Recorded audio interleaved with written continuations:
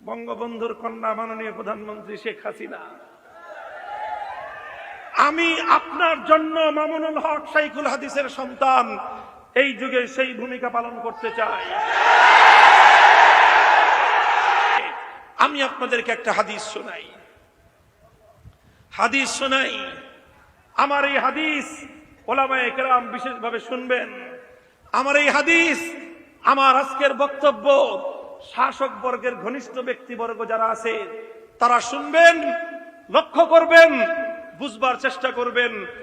আমাকে পছন্দ না হলে যেই হুজুর পছন্দ হয় সেই হুজুরের কাছ থেকে হাদিসের ব্যাখ্যা শুনে নেবেন। হযরতে আমিরে মুআবিয়া রাদিয়াল্লাহু তাআলা আনহু তিনি একবার জুমার দিন খুতবা দিতে দাঁড়িয়ে একটা কথা বললেন।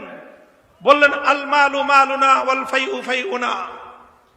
দেখো, এই যে রাজ্য ধনভাণ্ডারের যে মাল, সেটা আমার মাল, আমাদের সম্পদ। এই গনিমত, এটা আমাদের সম্পদ। আমরা যেভাবে ইচ্ছা সেভাবে বন্টন করব। প্রথম জুমায় হযরত আমিরে মুআবিয়া এরকম একটা ঘোষণা দিলেন, সম্পদ আমার, এই রাষ্ট্রীয় ধনভাণ্ডার আমার, আমার যেভাবে ইচ্ছা আমি সেভাবে বন্টন করব। কেউ কোনো কথা বলল না। আমিরে মুআবিয়া জুমার দিন চলে গেলেন। পরের জুমায় তিনি আবার দাঁড়িয়ে গেলেন, আবার একই ঘোষণা দিলেন, আল মালু মালুনা ওয়াল ফাইউ ফাইউনা। রাষ্ট্রীয় ধনভাণ্ডারের মাল, এটা আমার ইচ্ছা, যেভাবে ইচ্ছা সেভাবে বন্টন করব। 2 দিন বললেন, কোনো কথা নাই, কোনো প্রতি উত্তর নাই। আমিরুল মুমিনিন হযরতে মুআবিয়া রাদিয়াল্লাহু আনহু চলে গেলেন। তৃতীয় জুমায় আবার একই কথা বললেন যে আল মালু মালুনা ওয়াল ফাইউ ফাইউনা। এটা তাবরানির মধ্যে এবং মুআজামে তাবরানি, মুসনাদে আবু ইয়ালার মাধ্যমে, সহিহ সনদের মাধ্যমে ঘটনা বর্ণিত। তৃতীয় জুমায় একই ঘোষণা দিলেন আমিরে মুআবিয়া, সম্পদ আমার, রাষ্ট্রীয় ধনভাণ্ডার আমার, ইচ্ছা যেখানে ইচ্ছা সেখানে ব্যয় করব। তৃতীয় জুমায় এই কথা বলার সাথে সাথে একজন সাধারণ মুসল্লি দাঁড়ায় গেল, দাঁড়ায় বলল, না, সম্পদ রাষ্ট্রপতি আমিরুল মুমিনিন, বাইতুল মালের সম্পদ আপনার একার নয়, রাষ্ট্রীয় ধনভাণ্ডারের সম্পদ আপনার একার নয়। এ সম্পদ গোটা মুসলিম বিশ্বের সমস্ত নাগরিকদের। যেখানে নাগরিকদের স্বার্থ হবে, যেখানে জাতির স্বার্থ হবে, সেখানে ব্যয় করতে হবে। নিজের ইচ্ছা এবং খেয়াল খুশি মতো ব্যয় করবার কোনো অধিকার আপনার নাই। হযরত মুআবিয়া তৃতীয় জুমায় যখন ওনার এই বক্তব্যের প্রতিবাদ হলো, তিনি বসে পড়লেন। হযরত মুআবিয়াকে তো চিনেন, মুসলিম বিশ্বের প্রতাপশালী শাসক। হযরত ওমরের যুগ থেকে, হযরত ওসমানের যুগে, হযরত আলীর যুগে দীর্ঘ সময় মুসলিম বিশ্বের গুরুত্বপূর্ণ এলাকার ধারণকর্তা ছিলেন। এরপরে তো তিনি নিজেই শাসক হলেন। সেই আমিরে মুআবিয়া দোর্দণ্ড প্রতাপশালী, মুসলিম বিশ্বের অন্যতম রাজনৈতিক প্রজ্ঞাবান ব্যক্তিত্ব। হযরত মুআবিয়া এই ঘটনার সঙ্গে সঙ্গে বসে পড়লেন, ঘরে ঢুকে গেলেন, নিজের খাস কামরায় ঢুকে ওই যুবককে ডেকে পাঠালেন, যুবককে ডাক দাও। গোটা মসজিদের মানুষ থরথর করে কাঁপতেছে, না জানি কি হয়। যুবককে তলব করে নিয়ে গেলেন আমিরে মুআবিয়া। তার বক্তব্যের মুখের উপর প্রতিবাদ করা হলো। সবাই অপেক্ষমান, কি বলে আমির, মুসলমানদের আমিরুল মুমিনিন কি বলে শুনবার জন্য। হযরত মুআবিয়া রাদিয়াল্লাহু আনহু ডেকে বললেন, দেখো, আমি 3 দিন পর পর একই কথা বলেছি। প্রথম 2 দিন আমার কথার কোনো প্রতিবাদ মুসলিম জাতির মধ্য থেকে হয়নি। আমি ভয়ে আতঙ্কিত হয়ে পড়েছিলাম, ভীত সন্ত্রস্ত হয়ে পড়েছিলাম যে হায় কি অবস্থা। আমার শুধুমাত্র আল্লাহর নবীর এই হাদিস মনে পড়তেছিল যে এমন একটা জাতি আসবে, সে জাতির শাসকরা যখন অন্যায় কথা বলবে, জাতির মধ্য থেকে সে অন্যায় কথার শুদ্ধ দেওয়ার মতো, সেই অন্যায় কথার প্রতিবাদ করবার মতো কোন লোক হবে না। যখন এই সময় আসবে, সেই শাসক এবং শাসিত, সেই সরকার এবং তার জনগণ আল্লাহ পাক জাহান্নামের মধ্যে শুয়োর আর বানরের মতো লাঞ্ছিত করে ওদেরকে জাহান্নামে নিক্ষেপ করবে। সায়াদখুলুনা জাহান্নামা কিরাদাতান খাসিরিন, তারা নিষ্কৃষ্ট বান্দরের মতো লাফায়ে লাফায়ে জাহান্নামে পড়বে। যখন আমি অন্যায় কথা বললাম, আমি যখন মুসলমানদের আমির হয়ে এই স্বৈরাচারী কথা বললাম যে সম্পদ আমার, আমি যখন বললাম মুসলিম রাজ্যের বাইতুল মাল সরকারি ধনভাণ্ডারের সম্পদ আমি যাকে ইচ্ছা তাকে দিব, যেভাবে ইচ্ছা সেভাবে বন্টন করব, 2 দিন কথা বলার পর কেউ যখন আমার প্রতিবাদ করলো না, আমি ভয়ে ভীত সন্ত্রস্ত হয়ে পড়েছিলাম যে না জানি আমি সেই সম্প্রদায়ের অন্তর্ভুক্ত হয়ে গেলাম যারা লাঞ্ছিত হয়ে জাহান্নামে যাবে। আজ যখন তুমি প্রতিবাদ করলে হৃদয়টা আমার প্রশান্তিতে ভরে গেল। হে যুবক, আমি তোমার কৃতজ্ঞতা আদায় করি, কারণ তুমি আমার অন্যায় কথার প্রতিবাদ করে প্রমাণ করে দিয়েছো মুসলমান জাতি এখনো পথভ্রষ্ট হয় নাই। বঙ্গবন্ধুর কন্যা মাননীয় প্রধানমন্ত্রী শেখ হাসিনা, আমি আপনার জন্য মামুনুল হক শাইখুল হাদিসের সন্তান এই যুগে সেই ভূমিকা পালন করতে চাই।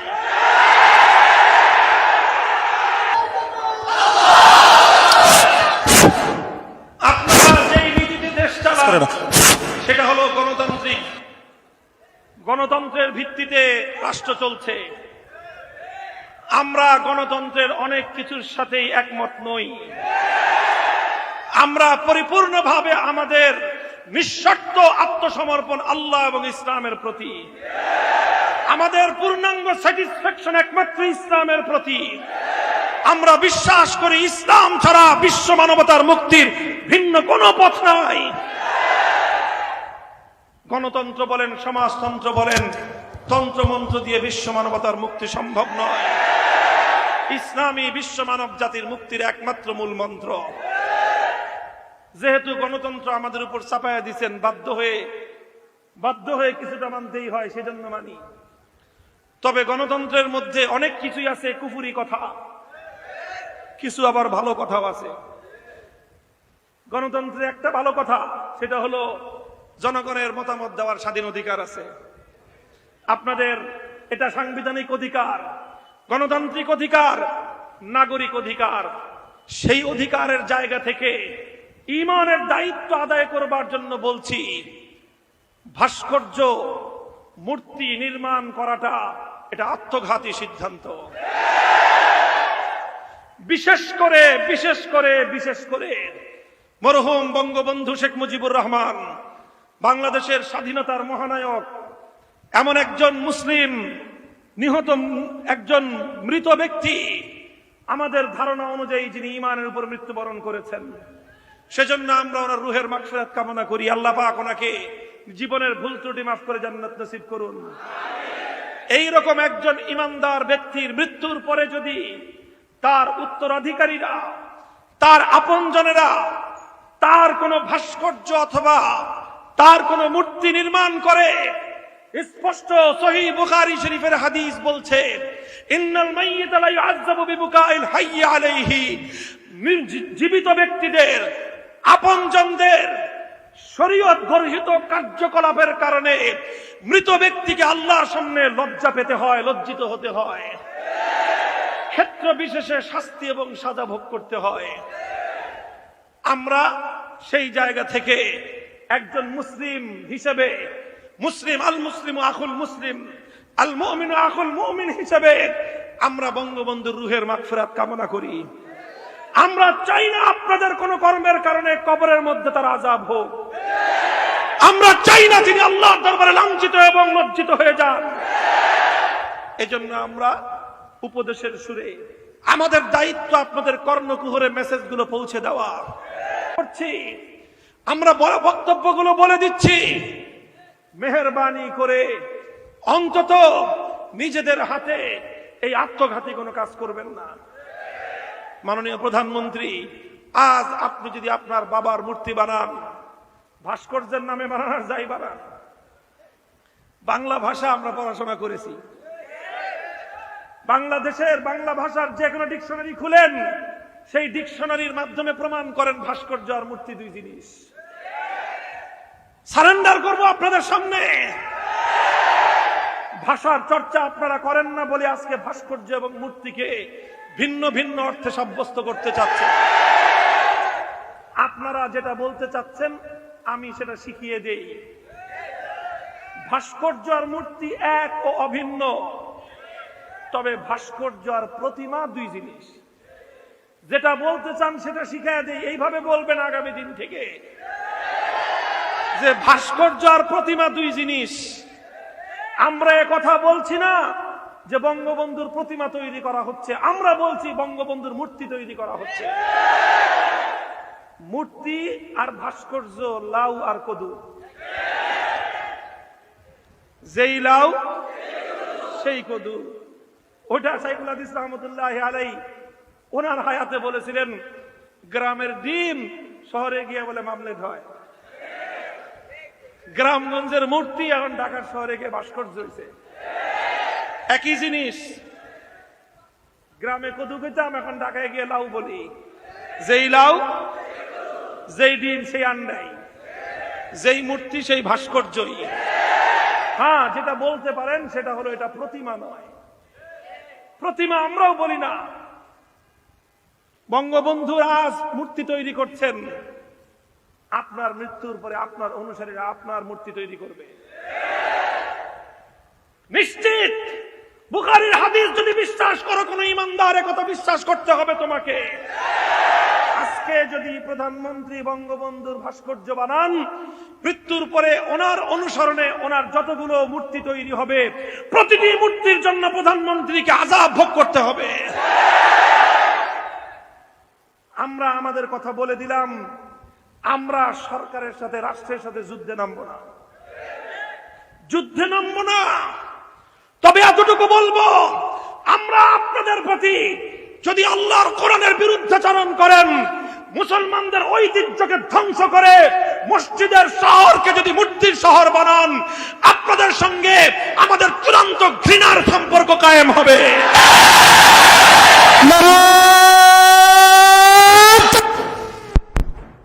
সাথে কথা বলি, আমাদের কথা কোনো ভিন্ন অর্থে কেউ মিসগাইড করার চেষ্টা করবেন না। পরিষ্কার কথা, এটা এই কথা বলা, রাষ্ট্রের কল্যাণকামিতা করা, সরকারের কল্যাণকামিতা করা, জনগণের কল্যাণকামিতা করা, এটা ঈমানের অঙ্গ। আমাদের কাজ হলো সতর্কবাণী পৌঁছে দেয়া। ওয়ামা আলাইনা ইল্লাল বালাগ, সতর্কবাণী আমরা পৌঁছে দিলাম। এরপরে যদি আপনারা কোনো আমাদের এই সতর্কবার্তা যদি ভালো না লাগে, আন্তরিকতার চেয়ে চাটুকারিতাই যদি আপনাদের কাছে পছন্দ হয়, নাস্তিক, মুরতাদ, মূর্তিপ্রেমী, সেই ইসলাম বিদ্বেষী বামপন্থী গোষ্ঠী যাদের কাছে একত্ববাদের চেয়ে, তাওহীদের চেয়ে মূর্তির প্রেম অগ্রাধিকার পায়, তারা যদি আপনাদের কাছে আমাদের চেয়ে বেশি ভালোবাসার পাত্র হয়ে যায়, সেটা দুঃখজনক এবং আমাদের কপাল বলতে হবে। গুটি কয়েক চামচা, গুটি কয়েক বামপন্থী, গুটি কয়েক মূর্তিপ্রেমী, গুটি কয়েক হিন্দুয়ানি সংস্কৃতিতে বিশ্বাসী, মুখে ইসলাম বললেও ইসলামের চেয়ে মূর্তির প্রেম তাদের হৃদয়ে যাদের বেশি, তাদের কথা যদি এদেশের আলেম সমাজের কথার চেয়ে বেশি গুরুত্বপূর্ণ হয়, বেশি মূল্যবান হয়ে যায়, তাহলে আগামী দিনে আমরা আমাদের পথ জনগণের কাছে স্পষ্ট করে দেব। আল্লাহ পাক রব্বুল আলামিন আমাদেরকে বুঝবার তৌফিক দান করেন। কথা বলছিলাম, দিন হলো আন্তরিকতার নাম। 1 নম্বর আন্তরিকতা কার জন্য? 2 নম্বর আন্তরিকতা আল্লাহর কিতাবের জন্য। 3 নম্বর আন্তরিকতা আল্লাহর রসুলের জন্য। 4 নম্বর আন্তরিকতা হলো মুসলিম শাসক বর্গের জন্য। 5 নম্বর আন্তরিকতা হলো সাধারণ মানুষের জন্য। জনগণের জন্য যেটা কল্যাণ হবে সেটা আমরা বলে দিব, মানুষের জন্য যেটা কল্যাণ হবে আমরা বলে দিব। আমি জানি এই বছর একটু আখেরি কথা, এখানে অনেক মানুষ আছেন, একটা পয়েন্টে আমরা সবাই ঐক্যবদ্ধ, সেই পয়েন্টের নাম হলো ঈমান। আমরা বিভিন্নভাবে বিভিন্ন মত পার্থক্য থাকতে পারে, রাজনৈতিক ভাবে আপনারা এক একজন এক এক মতাদর্শী হতে পারেন। কেউ আওয়ামী লীগের লোক আছেন এখানে অনেক, বিএনপির লোক আছেন অনেক, বিভিন্ন রাজনৈতিক মত পার্থক্য থাকতে পারে, কিন্তু ঈমান এবং ইসলামের প্রশ্নে আমরা এক। সেই জায়গাটা থেকে বলছি, যারা বঙ্গবন্ধুকে ভালোবাসেন, এই ভালোবাসার মধ্যে আমার কোনো আপত্তি নাই, বরং একজন মুসলিম জাতির মহান নেতাকে ভালোবাসা এটা দেশের প্রতি ভালোবাসার পরিচায়ক।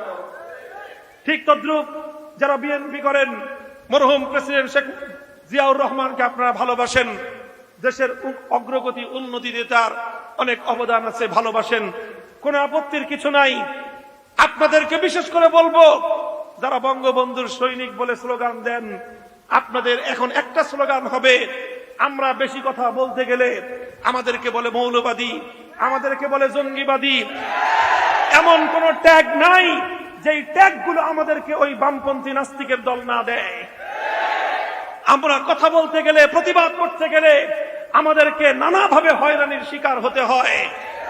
এজন্য আওয়ামী লীগের সকল ইমানদার কর্মীদের প্রতি আমি নসিহত করতেছি, ওসিয়ত করতেছি, কিয়ামতের দিন আপনারা আমাদেরকে ধরতে পারবেন না।